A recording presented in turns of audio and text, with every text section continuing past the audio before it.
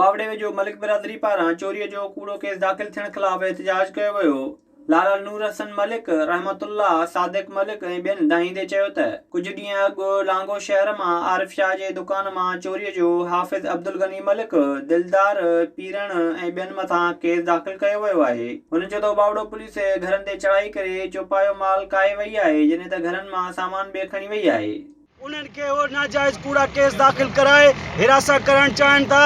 असीं SSP घोटकी ऐं आला अमरदारनि खां इहा अपील था कयूं मलिक बिरादरीअ तरफ़ूं त जेके बि असांजे मलिक बिरादरी ते FIR कूड़ी FIR थी आहे अचनि, IG अचे, DIG अचे, SP अचनि, हिते इंक्वायरी करनि। जेके मज़लूम माण्हुनि ते नाजाइज़ केस थिया आहिनि इहे ख़तमु कया वञनि। मलिक बिरादरीअ जे सरदार लहड़ी खान मलिक पंहिंजे रिहाइशगाह ते प्रेस कॉन्फ्रेंस कंदे चयो त पुलिस बासनि जी वंगार वेंदे संदन माण्हुनि मथां केस दाख़िल करे सियासी इंतकाम वरितो आहे।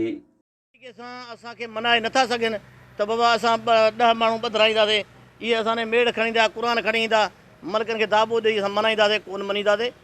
इहा इनशाअल्लाह असांजो दाइरो वधंदो, असांजो हक़ आहे पंहिंजो। असां अॼु पंहिंजो रिकॉर्ड कयूं था एहतजाज, असां सां ज़्यादती न कई वञे, इन FIR जी इंक्वायरी कराई वञे। जेकॾहिं असांजो को मुलाज़िम ॾोहियारी आहे, चोर आहे, ज़िंदगी में ॾोह कया अथऊं, असांखे 10 दफ़ा FIR थियनि, असांखे क़बूल आहिनि, पर ईअं ज़्यादती न कई वञे। ईअं ज़्यादती इहे मुल्क आहे, कानून आहे, इंसाफ़ आहे। असां अपील था करियूं SP साहिब खां, असां पुरमन दफ़ा SHO साहिब खां, DSP साहिब खां इंक्वायरी कराई वञे त छाजे करे अहिड़ो ज़ुल्म थिए थो। मलिक बिरादरी मुतालबो कयो त मामले जी जांच करे साणनि इंसाफ़ कयो वञे। विज़िट कयो अवामी आवाज़ मीडिया ग्रुप जी वेबसाइट awamiawaz.pk